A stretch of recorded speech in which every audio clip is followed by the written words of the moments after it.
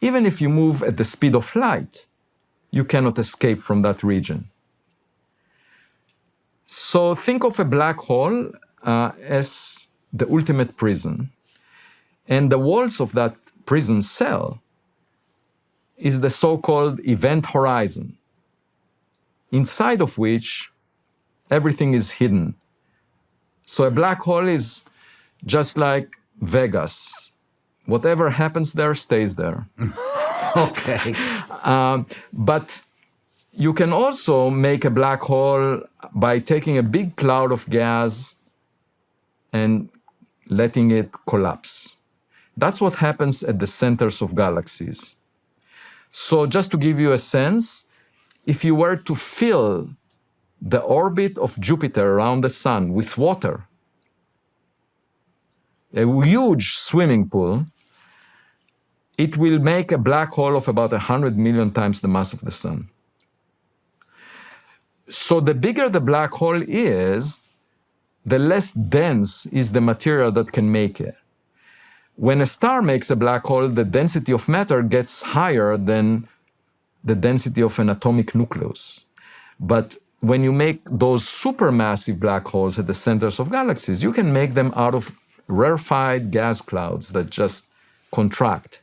Okay. And once you have the seed black hole, it keeps collecting more and more gas from it, just like a drain, that water circles into. The gas in the center of a galaxy is getting consumed by the sink at the center.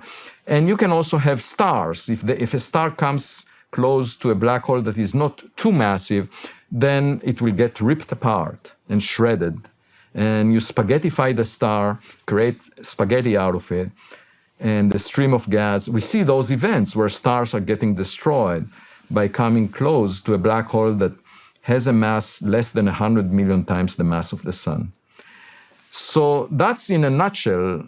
You've actually seen stars be consumed by black holes. Yes, stars like the sun coming too close to a black hole of less than 100 million times the mass of the sun, and they get ripped apart. And before they enter the event horizon. So then the gas that they leave behind in a stream of debris circles the black hole and creates a flare of radiation. The amazing thing about black holes, even though they are black in the sense that nothing can escape from the inside, when gas is circling the black hole, it's moving at a very high speed, approaching the speed of light. And if the stream of gas intersects itself, or if there is turbulence or viscosity to the gas, then it shines very brightly. So ironically, the brightest sources of light in the universe are actually those supermassive black holes that we see now with the Webb telescope, all the way back in time to when the universe was just a few % of its present age. Wow. So these big black holes form very early. And I actually worked out a theory that that could explain early formation of those seeds out of very massive stars that form at the centers of galaxies. Can you see both sides of a black hole? Or is it just one? Well, it's just a spherical region. You can go around it. Is it shaped like a donut? No, it's more like a sphere if it's not spinning. Okay. If it's spinning, then it looks like a disk.